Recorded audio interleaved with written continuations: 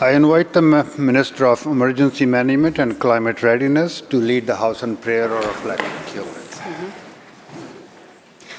Thank you, Honourable Speaker. For today's reflection, I will be reading a letter to the editor of an English publication by a man named Henry Stewart of London. No woman in a burqa or a hijab or a burkini has ever done me any harm, but I was sacked without explanation by a man in a suit. Men in suits missold me pensions and endowments, costing me thousands of pounds. A man in a suit led us on a disastrous and illegal war. Men in suits led the banks and crashed the world economy. Other men in suits then increased the misery to millions through austerity. If we are to start telling people what to wear, maybe we should ban suits.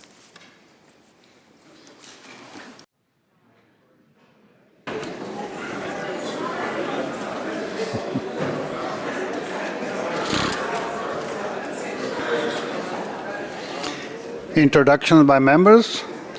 Minister of Mines and Critical Minerals. Thank you, Honourable Speaker. Happy Mining Day.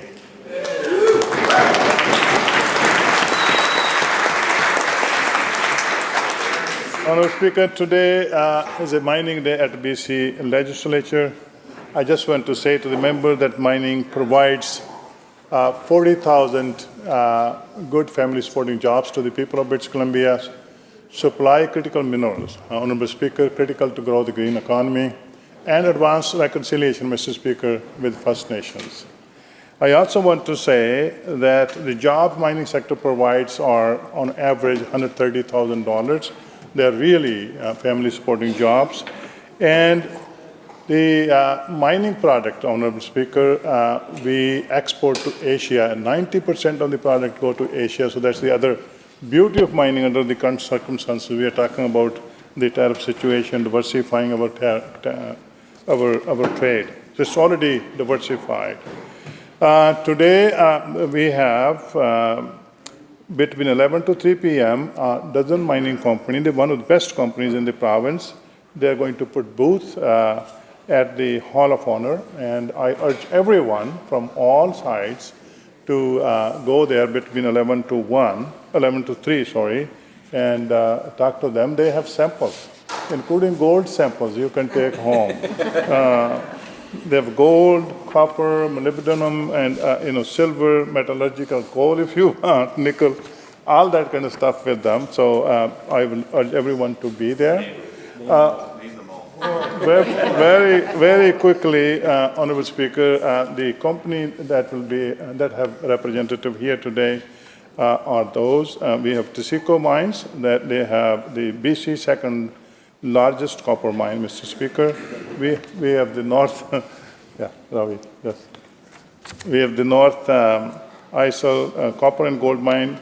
They are advancing North Island project, Mr. Speaker, copper, gold, molybdenum. Just 12 companies, I will be very quick. Seabridge, they're advancing another project that's also gold, copper, silver.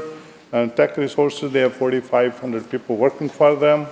And they have two mines, biggest mine in the country, Highland Valley Copper Mine. Thank you, Elk Minister. Valley Resources. And there are 12 more mines. Thank you. Introductions, less than 30 seconds. Member for Esquimalt Colwood. Thank you, Mr. Speaker.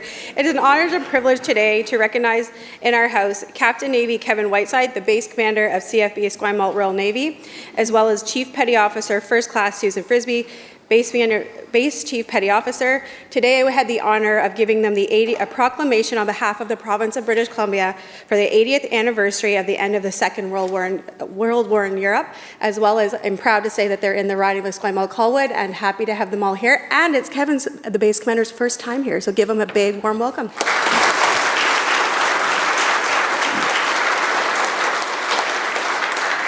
Member for Prince George Valemount.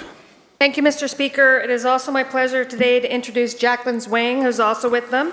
She served with the Canadian Forces for 25 years as a cadet instructor cadre, and over the past 2 years has taken a role as the public affairs at the Regional Cadet Support Unit.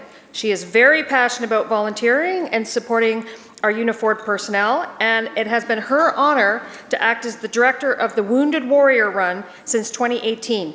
Can we please all make her welcome?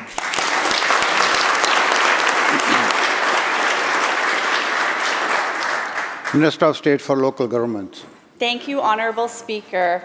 I have an incredible privilege today to introduce two people to the House today. Rick Valentine and Deb Barroso visit us from this incredibly stunning Argenta, British Columbia. Now, Rick and Deb knew that it wasn't if a fire would impact their community, but when. So over 20 years ago, they started the Argenta Safety and Preparedness Society, and they worked with a team of local volunteers for 20 years to train, get certified, they applied for grants to purchase equipment, and they mapped their water source. And they spent time building a relationship with BC Wildfire Service. Last summer, when a wildfire started close to the community of Argenta, they were prepared to take action to protect their community alongside BC Wildfire Service. And Rick and Deb are here in Victoria today because Rick is being awarded with the BC Community Award for his incredible work. I would like to thank Rick and Deb for being such brave and incredible community members who are part of a team of locals who, alongside the BC Wildfire Service, saved the community of Argenta last year. Will this entire House please give a warm welcome to Rick and Deb?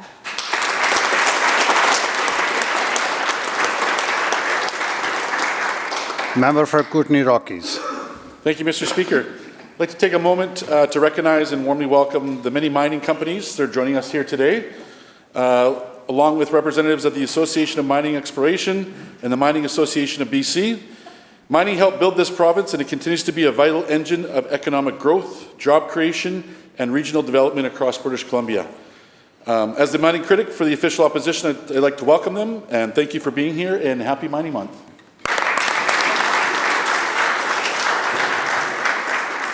Member for Kamloops North Thompson. Thank you very much, Mr. Speaker. I'd like to welcome the Private Forest Landowners Association that represents and manages forest owners across the province of BC this morning. From the coastal to the interior, the large and the small, the veteran foresters and the novice tree farmers. I'd like to welcome John Spalding, Jeff Seaspel, Matt Merritt, Karen Brandt, Graham Brewster, Manny Arnold, Sue Handel, Margaret Simon, and Megan Hanachek, who is the CEO.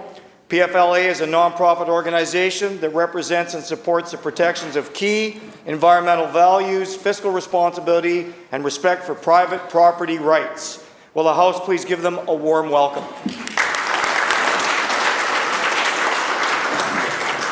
Minister of Forests. Thanks very much, Mr. Speaker. My critic beat me to the punch.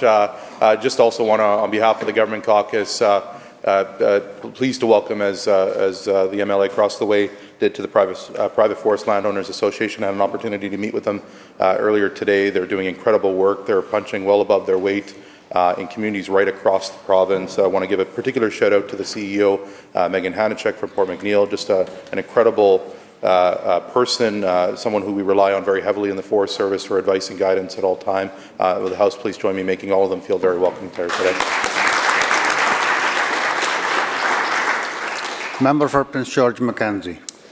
Thank you, Mr. Speaker. We're celebrating a pretty important birthday in the city of Prince George today.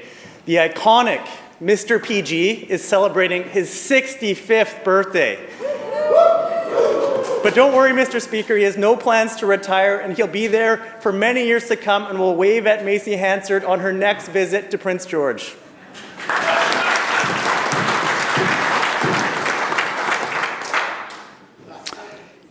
Member for Peace River North. Thank you very much, Mr. Speaker. I would like to introduce a fellow farmer that has come to the House, Katie Pasitny from Universal Ostrich Farm, an innovative and research-driven operation that has spent the past 3 years developing antibody-based practices aimed at protecting against diseases and viruses, including H5N1. This farm is not used for food consumption and purely research-based. What makes Universal Ostrich Farm truly unique is not only its commitment to advancing animal health and biosecurity, but it's also a broader vision for the future of agriculture in Canada. Their work highlights the incredible economic opportunity, and this kind of innovation represents helping create new industries, generate jobs, and stabilize our agriculture system in times of crisis like the ones that we are currently facing. Katie's presence here today is a reminder of a critical role that science, innovation, and forward-thinking policy can play in protecting both our economy and the health of our food systems. Please welcome Katie to the...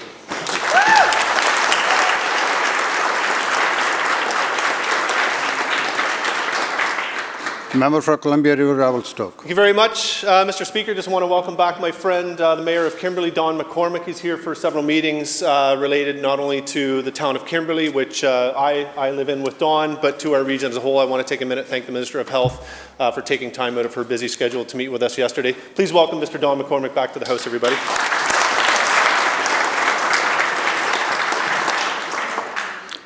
Minister of Mining again for 30-second introduction. This is a new rule. So. Honourable Speaker, it is with mixed emotions that I rise to welcome my Communication Director, David Haslam, will be retiring after an extraordinary 28 years of service to the province of British Columbia. I am sad to lose David, as he has been a great part of my team, but 28 years is a long and impressive run, and I want to wish him a happy and long retirement. I will introduce in 30 seconds two special individuals connected to mining sector. I welcome in the gallery today my friend Michael Goring. He is the President and CEO of the BC Mining Association, and Trish Jack, the President, Chairperson of Association of Mineral Exploration. I ask the members to please make them feel welcome.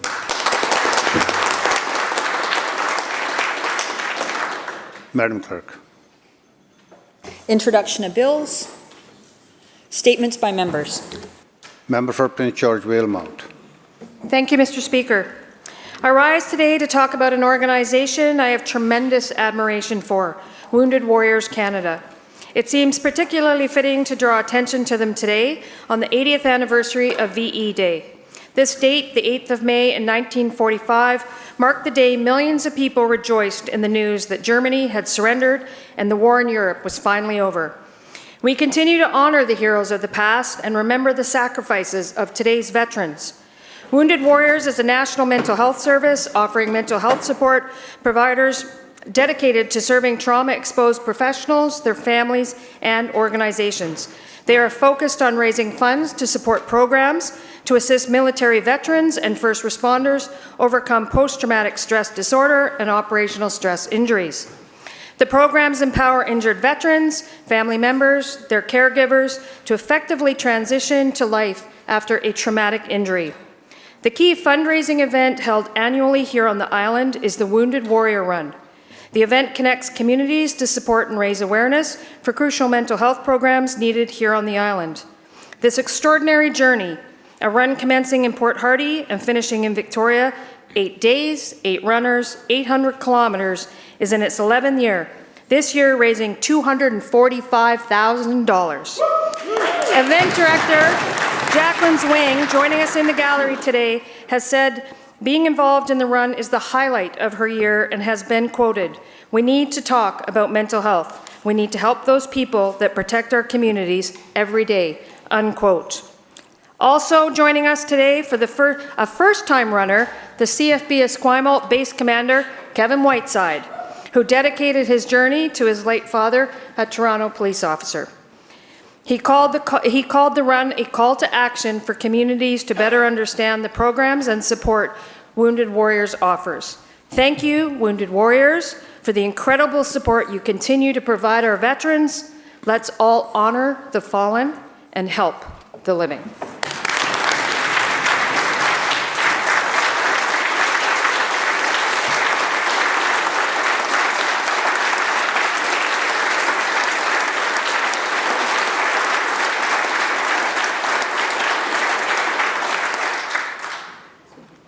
Member for Vancouver Kensington. Thank you, Mr. Speaker. The scripture teaches us that there is a season to everything, that there is a time to every purpose under the heavens. It's a powerful reminder to all of us about the cycle of life, its ebb and flow. I personally find great meaning in this lesson, especially in the aftermath of the April 26th tragedy. It's now a time of healing for the Filipino community and beyond. The powerful journey of healing has begun. One of the ways healing is being embraced is through the Resiliency Centre. The Resiliency Centre serves as a safe gathering space for community members to come together for a meal, connect, and access wellness and coping supports. The Resiliency Centre was organized by the Filipino community in partnership with government, nonprofit, and faith-based agencies. I'd like to mention and recognize the role of the City of Vancouver, the Vancouver School Board, the Archdiocese of Vancouver, Salvation Army, the Canadian Red Cross, the Provincial Health Services Authority, who deployed the Disaster Psychosocial Services Team, Vancouver Coastal Health, Foundry BC, St. John Ambulance BC and Yukon for their therapy dogs, and the Filipino Chefs Meal Train, which have been providing meals, and a number of local restaurants and businesses who have come together to support the community. To cite an example, on May 6, around 100 people of all generations attended the Resiliency Centre, which is currently housed in the cafeteria of the Killarney Secondary School. It's the first time a Resiliency Centre has been stood up in Vancouver. Mr. Speaker and colleagues, this is also a time and opportunity for us to ensure that this healing becomes a sustainable process. Let's continue to work together to help bring about long-term rehabilitation and recovery.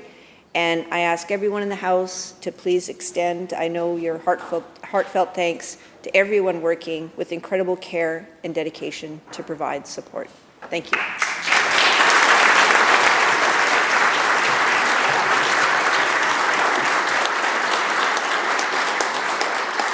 Member for Salmon Arm, Shuswap. Thank you, Mr. Speaker. As we head into the summer months, I want to take this opportunity to encourage all British Columbians to rediscover the beauty, the adventure, and the relaxation that can be found right here in our own backyard. And I suggest starting with the North Okanagan Shuswap. The Shuswap isn't just a scenic destination, it's a true four-season resort experience. Whether you're looking for a luxury lakeside getaway or a rustic campground under the stars, our region has it all. You can cruise the Shuswap Lake on a houseboat, hike to the spectacular Margaret Falls in Harold Provincial Park, or spend a quiet evening camping in Scotch Creek. Families, couples, solo travelers alike will find their perfect escape without ever leaving British Columbia. The region is rich in outdoor recreation and local culture. Our trails, our beaches, and our lakes make it a haven for adventurers and nature lovers alike. Our farmers markets, wineries, artisan shops, and community festivals offer a unique taste of rural life. And let's not forget our signature events. From the rodeo thrills of the Falkland Stampede to the agricultural showcase of the Interior Provincial Exhibition in Armstrong, as well as the incredible music and atmosphere of the Roots and Blues Festival in Salmon Arm. We have it all. But more than that, choosing a vacation here at home means something. When you travel within British Columbia, you're not just enjoying the natural beauty, you're helping small businesses stay open, you're supporting local jobs, and you're strengthening the very communities that make this province so special. Every dollar spent in our region stays in our province, creating a more resilient and prosperous future for us all. So this summer, let's make that choice to stay close to home. Explore BC, support local, and experience the landscapes, the hospitality, and the community spirit that make British Columbia one of the best places on earth to live. Thank you.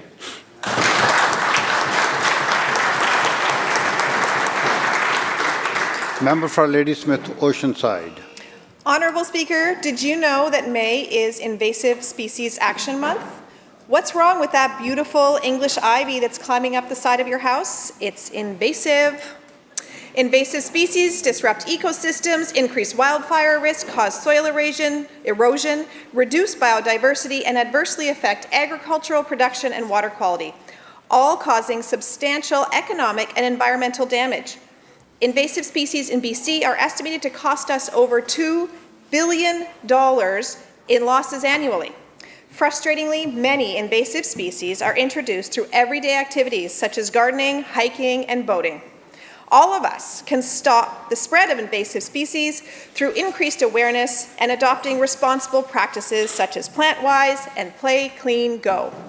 We can't fight these species alone, and fortunately there are many amazing organizations across BC dedicated to removing invasive species and protecting our ecosystems.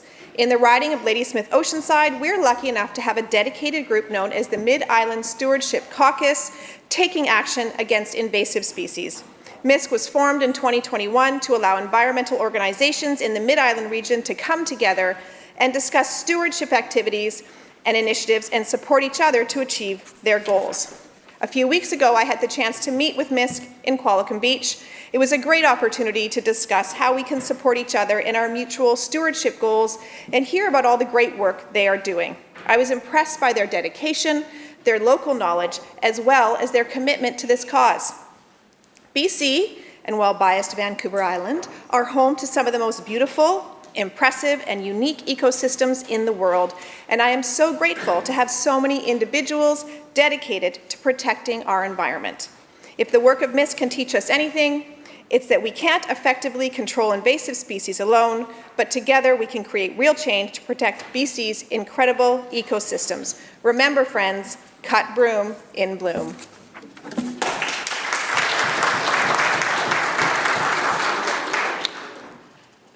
Third Party House Leader. Thank you, Mr. Speaker. One of the true privileges of being a member of this House is the many opportunities to represent constituents and all British Columbians in an incredibly wide range of circumstances. There's so much going on in this building that we are fortunate to be able to participate in as MLAs. Just this week, I've had the pleasure of meeting with the Lieutenant Governor of Washington State, discussed the Australian election, participated in the Capital Bike Commuter Challenge. I learned about democracy sausages, a tradition in New Zealand and Australia where voters eat hot dogs after casting their ballots. And I met with stakeholders representing interests as varied as housing, cattle farming, and I must say a highlight, craft beer. At this moment, though, what I would like to do is take a moment to acknowledge the roughly 1,600 staff in the legislature who make this all possible. They're working long hours as we zoom through the last weeks of this session. From the staff around us, to staff in the legislative dining room, to the cleaning crew, to librarians, thank you for all that you are doing for us.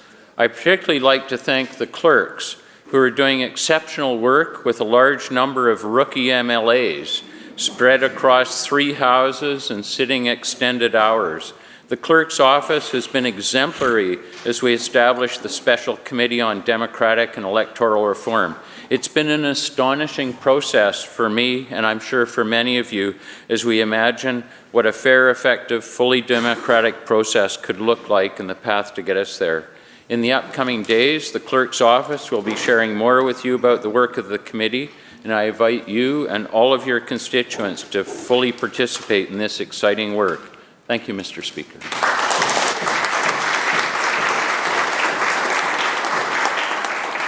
Member for Coquitlam-Millardville. Thank you, Honourable Speaker. We all experience struggles with mental health, and as a young child, as a teenager, as a young adult, those hard times can be especially difficult. As a parent, it can be challenging to know how to support them through a crisis or a long battle. May 7th marks Youth Mental Health Day here in Canada. In BC, this day began to be recognized by Family Smart, a nonprofit that connects families who have a child or youth struggling with mental health with other families who have experienced the same journey. They facilitate peer support, parent helping parent to navigate their youth's challenge. Family Smart regularly hosts their Help for the Hard Times workshops, where they walk parents through practical, hopeful responses after a child or youth has been a patient in a psychiatric unit or had an ER visit due to their mental health. And tonight, they are offering a free online presentation from Guy Felicella. Guy is a renowned advocate and speaker who talks on how connection and relationship can make a difference in substance use and addiction, especially for youth. And I'd like to highlight some of the services that are available for youth in this province. The Foundry, which offers online and phone support for youth and their families from anywhere in the province, and has many local centres in places like Abbotsford, Campbell River, Comox Valley, Caribou-Chicolton, Kelowna, East Kootenays, Langley, the North Shore, and including one soon to be opening in my home of Coquitlam. The teams there and online can provide help to find mental health care, preventative and rehabilitative substance use services, physical and sexual health care, youth and family peer supports, and social services. They are amazing, they are kind, and they are looking to help. And a big shout out to Kirsty and her team from Share, who are helping to establish the Foundry in my community. And to the youth, reach out. Help someone you know to reach out. Let everyone know. Let all of us let everyone know that there are people there waiting to listen. Thank you, Honourable Speaker.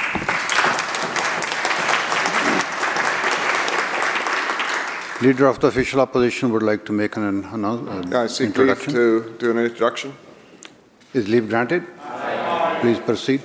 Thank you, Mr. Speaker. Today, Catholics around the world are welcoming a new leader, Pope Leo XIV, elected to serve the head of the Roman Catholic Church and spiritual guide to over 1 billion faithful. The selection of a new pope is a moment of reflection and renewal for many, regardless of their own beliefs, and it marks a new chapter in the Church. On behalf of my constituents and the colleagues in this House, I offer congratulations to Pope Leo XIV. We wish him wisdom, steady guidance, and strength as he fulfills his calling and undertakes the burden of the throne of St. Peter.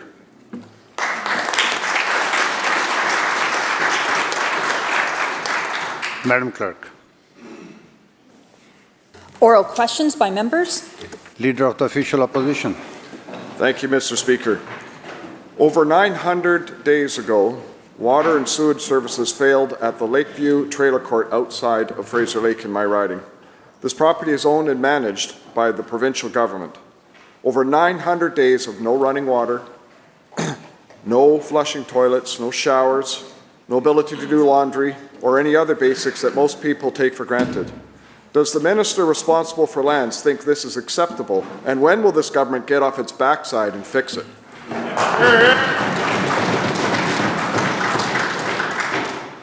Minister of Lands. Thank you so much. Thank you so much, Honourable Speaker, and thank you so much for the question. I understand that this is in your riding, and this is an issue that we are working hard to fix. Everybody deserves a safe and secure place to call home. And the province doesn't want to be a landlord in this case, but because when the owner left without helping, we stepped in to help. So we are working to get this work done this summer. There's a small window, and we're going to ensure that all of the residents have a safe and secure place to call home. Leader of the Official Opposition, supplemental. Thank you, Mr. Speaker. And I want to thank the Minister for that answer. Unfortunately, it's the same answer the residents have received the year before and the year before that. They're working on it, promise it should get done over the course of the summer. In the meantime, what we're seeing is bottled water and porta potties being provided for the residents in that neighborhood, on those trailers. And the good folks, quite frankly, have no other choice. There is no other housing available. I doubt the minister has ever used a porta potty in minus 30-degree temperature, and I can tell you something I have, and it's not a pleasant experience. Can the minister today commit that this will be resolved this summer, not just another promise to do this? And can I go back to telling my constituents that the porta potty solution will finally get flushed?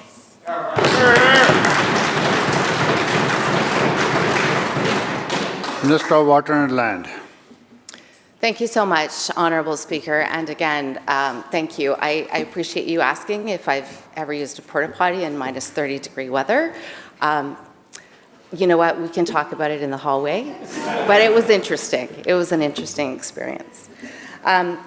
I understand the frustration, and I absolutely do not blame them at all. I worked for a while in helping tenants in that way, and it is a stressful and tough experience. When I was a journalist, I did a lot of stories on bad landlords not doing the jobs or not fulfilling the responsibility that they needed to fulfill for their tenants. So we're doing everything we can as a long-term solution. We're continuing to explore options to replace the water and sewer infrastructure that was poorly maintained in the past by the owner. In the interim, we are doing everything we can to make sure residents are safe. We've halted pad fees for residents. We are supplying clean drinking water for them, and we understand the window for helping these tenants is small because we've got to get the construction cracking soon, and we are actively working on that, and we'll have an answer for them very soon, and we'll share it with you as well. Member for Richmond Queensborough.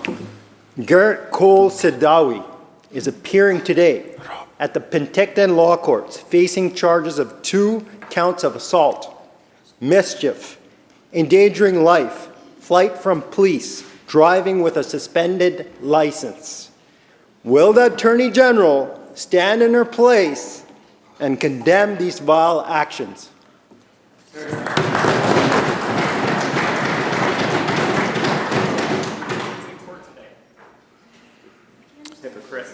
Members, we have discussed this topic before. Shh. Members, Chair is not guided by anybody who's making comments. I'm just reminding the House what we have already dealt with these issues, but the Attorney General has the prerogative, wants to answer. Please go ahead. Thank you, Speaker. I think the member would know as a lawyer that something that's before the court right now is something we should not be commenting on, especially something that's before the court today. So I won't be offering a comment on that. Members, enough. Member, you have a new question? That's very interesting, Mr. Speaker. Here we have a government saying they cannot comment on a case that's currently being investigated and before the courts. At the same time, this Premier has no problem commenting on a major case investigation and a case that will be before the courts. To the Attorney General, will the government make up its mind and decide if they are going to follow their own rules?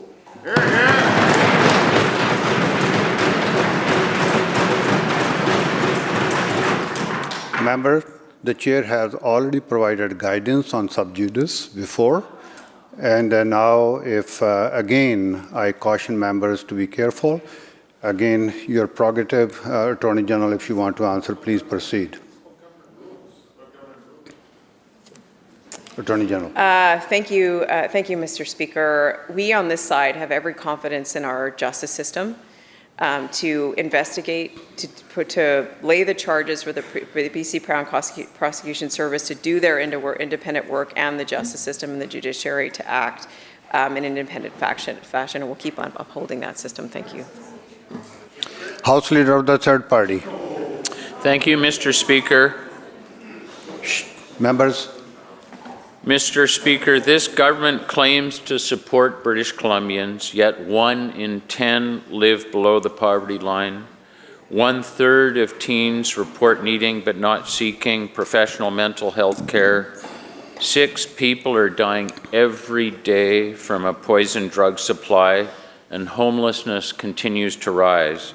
The absence of affordable housing, accessible health care, a robust social safety net, and community connection have created the difficult conditions we are seeing today. Through you, Honourable Speaker, to the Premier, in a time crying out for transformative change, what is your vision for the future of BC, and what exactly are you doing in 2025 to realize it? Thank you. Minister of Housing. Thank you so much, Speaker. I thank the member for the question. The member knows that because we've met to talk about the need for expanding more affordable housing options for everyone. We've discussed options for seniors in this House, and of course we want to provide options for youth as well. The member will know that not only are we expanding affordable housing options for young people, I was just in Kamloops visiting a site that's just opened for young people. I saw the hope in people's faces when they get to see a place and it's theirs. We want to be expanding that in communities throughout the province. But we also are providing rent supplements for young people that, so that they can get into market rental housing, so that they can find housing that perhaps is just outside of their income bracket, but can provide some certainty for them to stay in their communities. We know there's a lot more work to do, but we are doing that work right now. Member supplemental. Thank you, Mr. Speaker.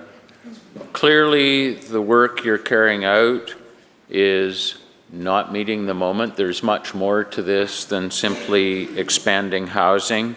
British Columbians deserve more from their government. They deserve barrier-free access to health care, mental health support, affordable housing, we've discussed, accessible public spaces to feel like they belong in this province.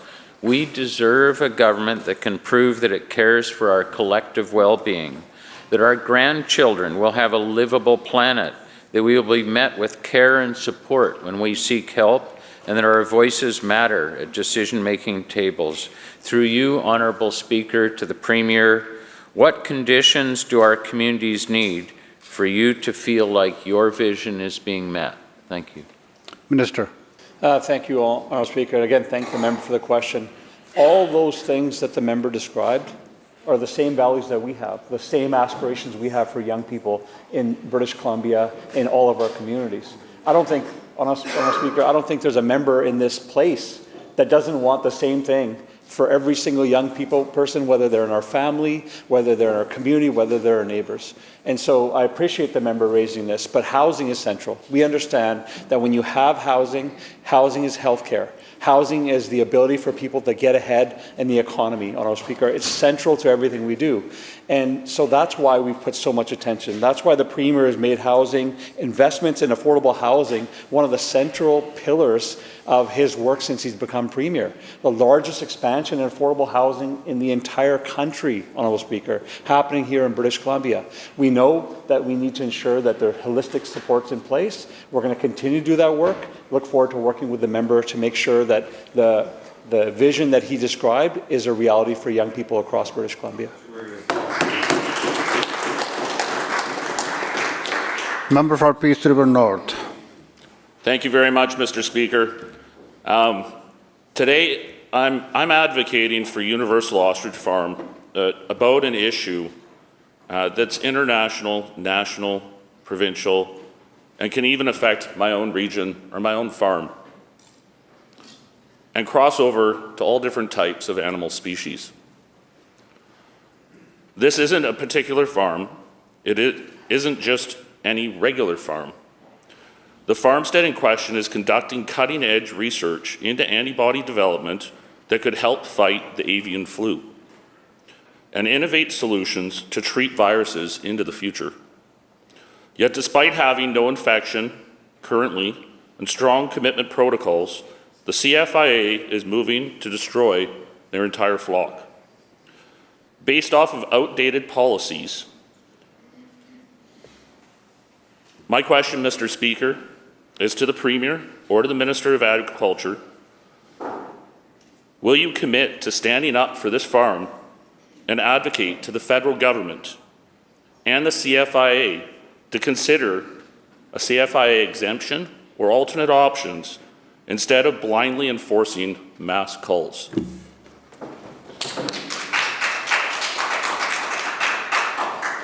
Minister of Agriculture. Thank you, Mr. Speaker. Let me start out by saying that avian influenza has become incredibly challenging for poultry and egg farmers in British Columbia, and my heart goes out to all farmers who have had impacts or outbreaks on their farms. Avian influenza, as the member knows, is a federally regulated disease, and the Canadian Food Inspection Agency is the lead on investigating and responding to this virus.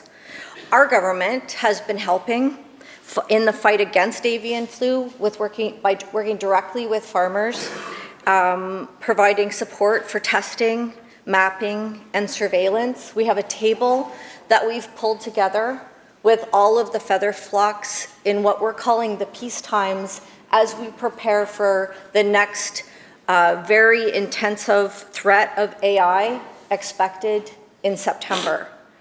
I think it's important to remind this chamber that avian influenza is a highly, highly pathogenic virus. Mr. Speaker, it is deadly and it's dangerous. If it mutates into a widespread human illness, the impacts would be catastrophic, and that is why severe measures are taken when it spreads into domestic animals.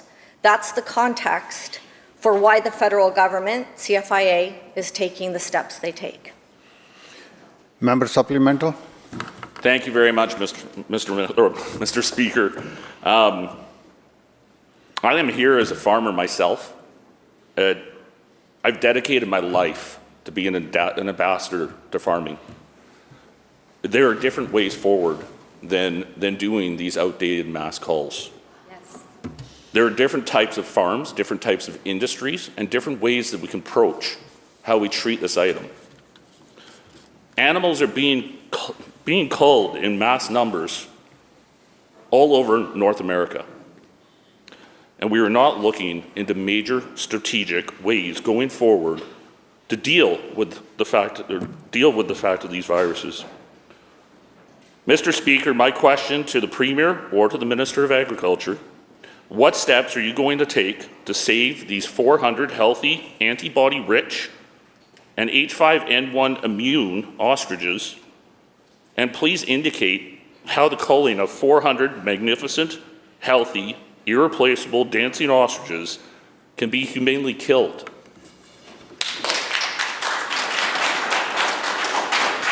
Minister. Thank you, Mr. Speaker. In 2022, avian influenza struck the BC poultry industry, devastating a really important part of our agriculture sector. In attempts to get it under control, CFIA had to depopulate millions of poultry birds because that is the only effective way that we have to stop it right now. It is very emotional for all farmers who have to go through this. I have sat with farmers in tears after their barns are depopulated. We are very concerned about the emotional toll that avian influenza is taking on our farmer community, and we make sure that they always know they can reach out if they need help. But it is extremely difficult on the farmers and their entire families. It also takes a financial toll.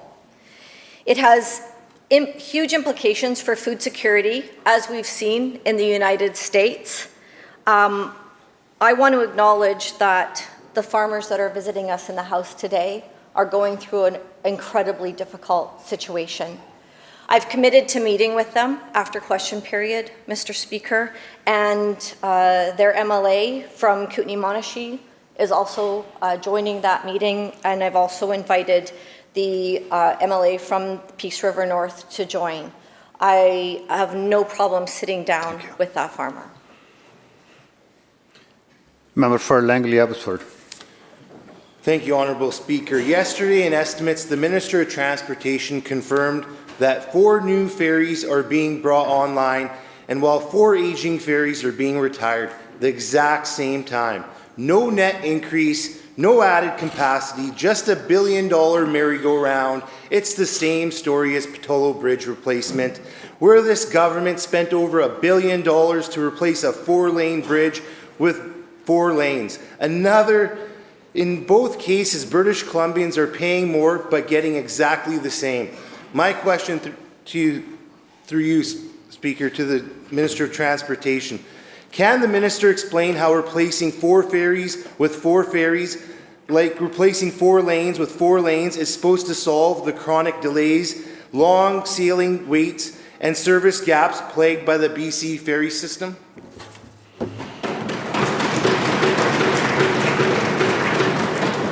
Minister of Transportation.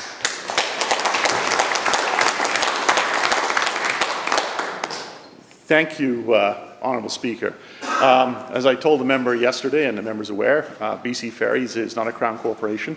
It is an independent agency. It is currently embarked on modernizing its fleet. It is getting 4 new ferries as approved by the Ferry Commissioner, who is an independent individual with specific responsibilities.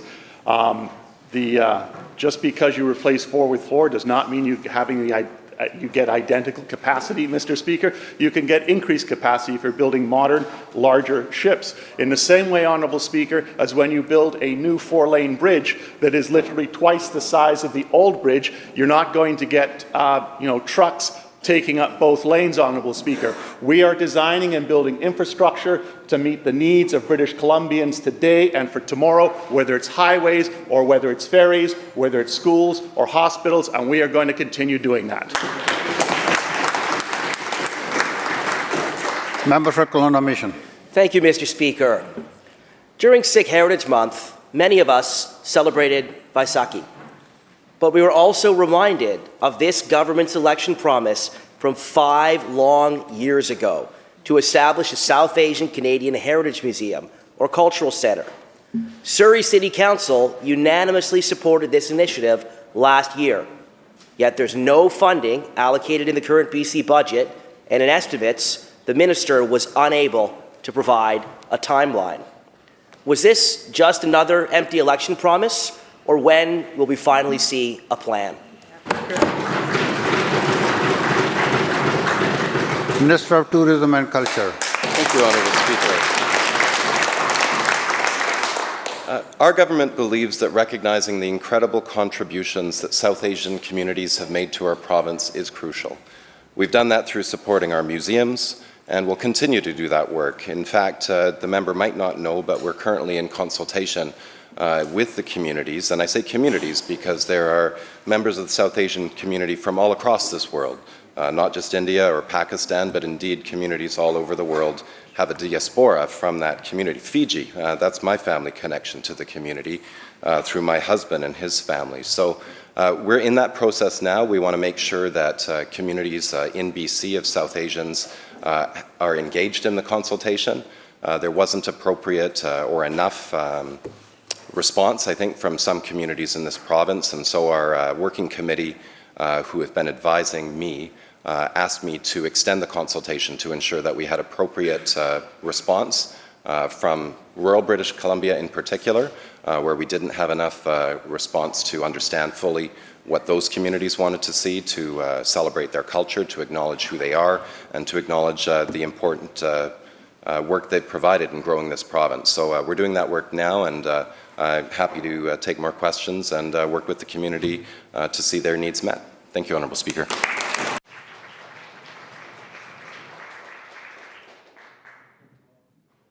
Member for Surrey Mr. North. Speaker, it's clear this was all about politics. Maybe they will bring it back for the next election. Why does this government only care about my community during elections?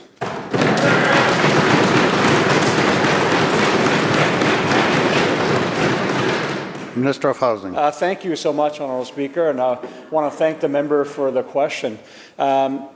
First off, I reject the premise of the question. We have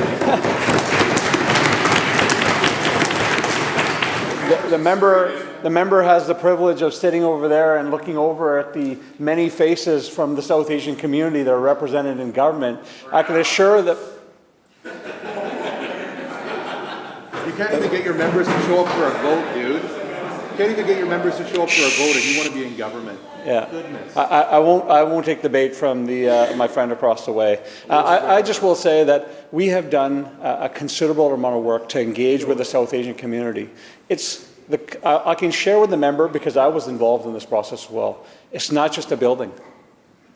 We want to make sure that when something gets built, it represents the diversity of our community, that people see in that building, in the artifacts that are there, what's being presented, a reflection of who we are. You don't just put a building up. Anybody can just put a building up. We want to make sure that the community has buy-in, the community understands what's being put in there, who's being represented, and how it's being represented. And that takes proper consultation. My friend from Tourism, Arts and Culture is doing that work. My friend, the Minister of Agriculture, was doing that work. We want to get it right, and that's what we're doing. Here, here.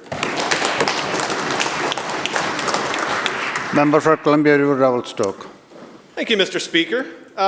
Recently, the Ministry of Water, Land and Resource Stewardship sent out a half-baked survey monkey on land use to a handful of residents in the Columbia Valley and the Kootenays. No advance notice, no posting on a website, and no media release whatsoever. Residents are already alarmed at an increase in arbitrary backcountry closures without meaningful public consultation. Can the minister give an explanation to prospectors, hunters, and everyday backcountry users why their access is being cut off at an alarming rate?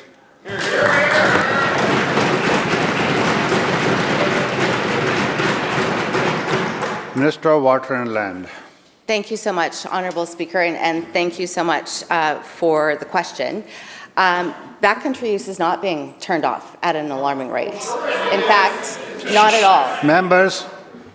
Speaking with so many of the backcountry, people who love the backcountry, our job as government is to get people to fall in love with nature. Because when you fall in love with nature, you want to protect it and help it. And that is what we're doing.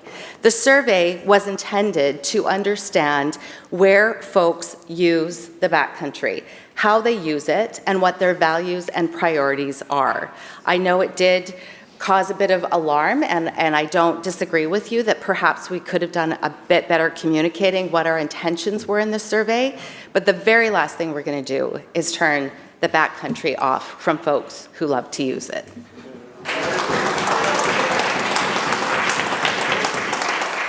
Member for Delta South. Thank you, Mr. Speaker. In my town of Ladner, the Willows complex has been a red door housing and BC housing disaster, only built in the 1980s. Mr. Speaker, in January, tenants of the Ladner Willows complex building asked us for help. Their homes were set up for demolition and they needed BC housing to explain how their rent subsidies could be used in the private market. These were vulnerable low-income tenants already facing discrimination from landlords, simply asking for a one-pager to help them relocate with dignity. We called, we emailed 5-6 times and heard nothing from BC Housing through my Ladner office. All we got, an email from the minister's political staff. How can this premier defend a system where displaced tenants are ignored for months?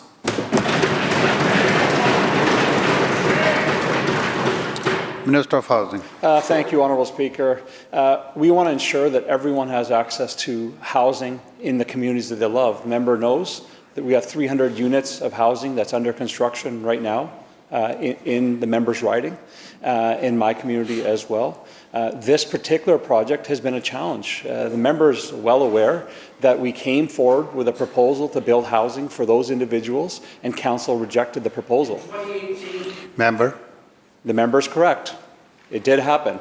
And so what we were asked to do was go back, redraw, go back and engage with the community, and we have come forward with a new proposal, and it appears that we're going to get support from local government to do that, Honourable Speaker. The biggest challenge we have with housing, Honourable Speaker, is not the dollars. It's to ensure that we're making sure that local governments support it, and it's done in a way that the community supports. The member knows this answer. I appreciate perhaps they don't have enough material to ask questions today, but asking questions that he already knows the answer to is not using this time well.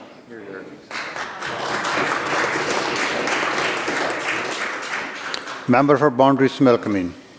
It is apparent that this government has failed to meet their Clean BC targets. Yesterday, the minister stood with the Greens to announce another program review. 7 years in, this government's answer to failure is not action. It's more reviews and more empty promises. Does this government really need a review to tell this House what we already know? Their virtues don't fit reality, and they have no hope to meet their own targets.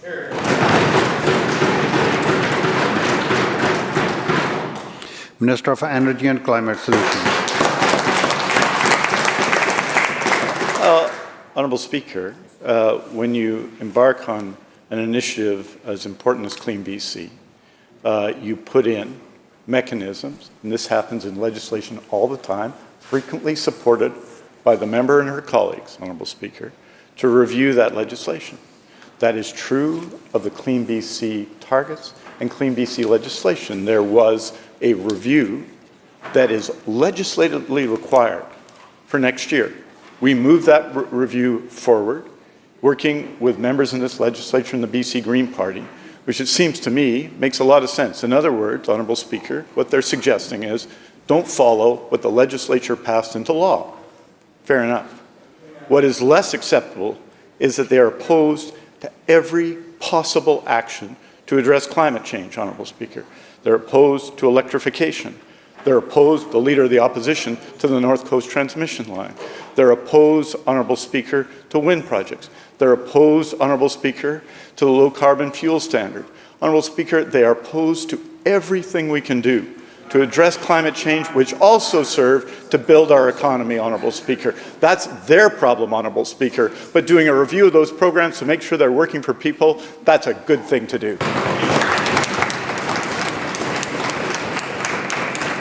Member for Kamloops Centre. Thank you, Mr. Speaker. Here's the problem. This government did not campaign on perpetual reviews. This government campaigned after 7 years in government saying they still had all the answers moving forward. In fact, when it comes to their climate targets, here's what the then Minister of Energy said during an October 7th debate that I was a part of. When I said they weren't going to meet their targets in 2030, she said, "There's no doubt we have to do everything we possibly can to reach the targets that we have," and that's exactly what our government has been focused on all the time, Mr. Speaker, except they've now admitted they're never going to meet their targets. In fact, let's look at the reviews they have. South Asian Canadian Heritage Museum, well, that's under review, further review. Ministry spending is under review, didn't campaign on that. ECOM's 911 review. BC timber sales under review. Mental Health Act review. Provincial Health Services Authority review. And now a Clean BC review. And Mr. Speaker, those last few reviews, we have the former Minister of Health who destroyed our health system now reviewing energy projects from, and a former energy minister who couldn't bring forward energy projects reviewing the health services, and they're going to somehow find a solution. Mr. Speaker, this government did not campaign on reviews. What they actually campaigned on are a string of broken promises. So here's a suggestion for the Premier. Instead of manufacturing so many confidence votes over the next few weeks, why doesn't the Premier just save everyone a little bit of time and the gamesmanship, go and visit the Lieutenant Governor today, and let the voters of BC give the Premier a review of his failed leadership?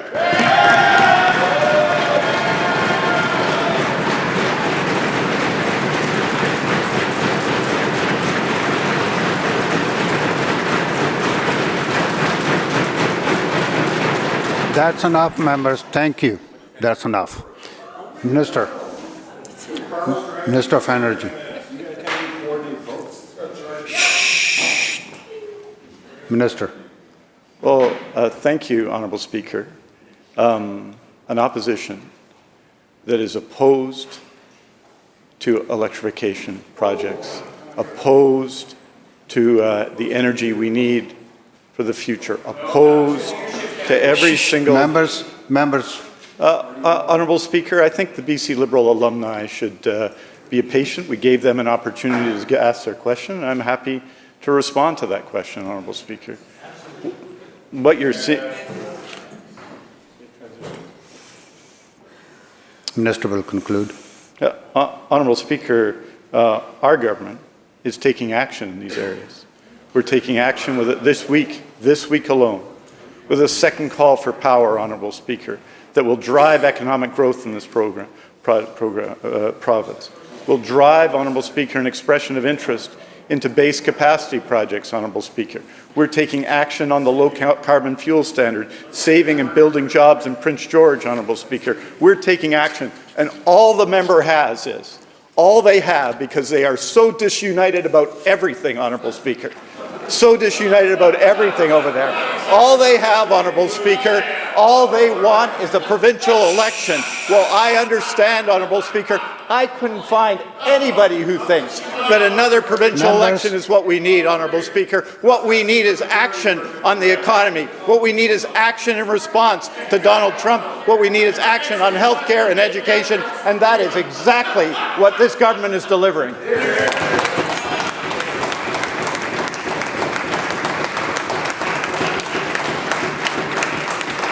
The bell ends the question period.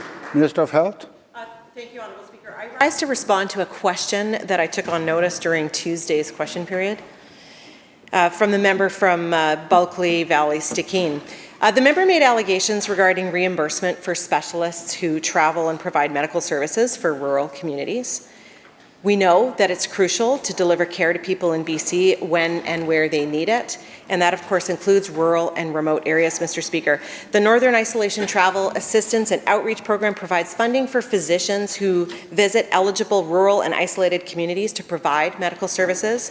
In 2023-2024, over 500 physicians received $5.4 million from the program.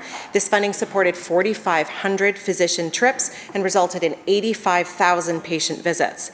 The member claimed that a doctor who provided care to the patients at the Bulkley Valley District Hospital, and I quote, hasn't received any of his 2024 expenses reimbursed to date. I can assure the House that this is not accurate. The doctor in question has been reimbursed for expenses in 2024. There was an issue with a few claims that were submitted for expenses that are generally not eligible under the program. But in cases like this, Honourable Speaker, the ministry requires that a reasonable explanation be provided why the expense was necessary to complete the patient visits. Ministry staff recently met with this doctor, went through each of their outstanding claims, and this issue has now been resolved. And I'm advised that additional reimbursement payments are currently being processed. The member also claimed of the 30 specialists that travel to the Bulkley Valley District Hospital, some of them are waiting, I quote, as long as 6 months for their reimbursement payments. I can assure this House that ministry staff have worked to speed up processing times for the over 500 physicians participating in the program, and that in fact it takes approximately 2 months for reimbursement payments to be processed after expense claims are submitted. Thank you, Honourable Speaker. Leader of the Official Opposition. Thank you, Mr. Speaker. I rise on a point of order. There was language used by the Premier in a heckle, calling one of our members a hypocrite. I understand the issue is very sensitive to him and the mistake he made, but I would ask that he withdraw that comment and apologize to this House. Premier. Thank you, Honourable Speaker. The Leader of the Opposition and the Attorney General critic, members of that side of the House, asked you to caution the House about matters that were before the court, that we shouldn't talk about it. You directed the House accordingly. I heard that caution. I respect that caution. But to have the member then stand up and ask a question directly to me about a matter that's before the courts that we shouldn't be talking about, according to their side, that they lobbied you about, that you ruled on, is an act of hypocrisy.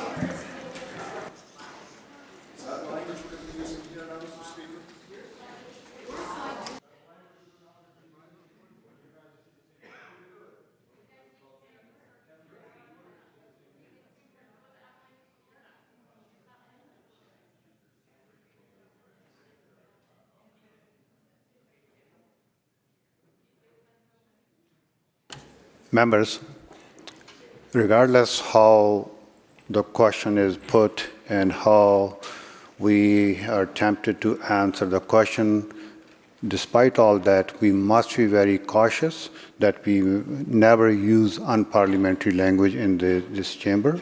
So I ask the Premier to withdraw that word. I withdraw, Honourable Speaker. Thank you. Member for Bulkley Valley Stikine. Thank you, Mr. Speaker, and I thank the Minister for her answer. The doctors came to me with this concern, and I brought it forward. I have put... Members. I have asked the Minister several times for meetings to discuss things in Bulkley Valley Stikine, and I've not yet had a date to do that. And if I can't meet her in her office, then we're going to have a public consultation in the House. If she would like to meet with me, I'm happy to do that. Thank you, Member. Member, Minister, if you want to provide a very brief response, it's fine, but there should be no debate. No, The member from Kelowna Mission also referred to hypocrite. I think it's appropriate for him to withdraw as well. Member for Kelowna Mission? I withdraw. Thank you. All right, Madam Clerk. Orders Sorry, of the... just a second. Attorney General? Thank you, Speaker. Honourable Speaker, I have the honour to present the 2024 Annual Report of the Forest Appeals Commission. Thank you. I also have the honour to present the Crown Proceeding Act report for the fiscal year ended March 31st, 2024. Madam Clerk. Orders of the day. Government House Leader? Thank you, Honourable Speaker. In this chamber, I call continued second reading debate on Bill 14. In Section A, Douglas Fir Room, I called continued estimates for the Ministry of Transportation and Transit to be followed by the Ministry of Labour. And in Section C, the Birch Room, I called continued committee on Bill 5. Committee chairs?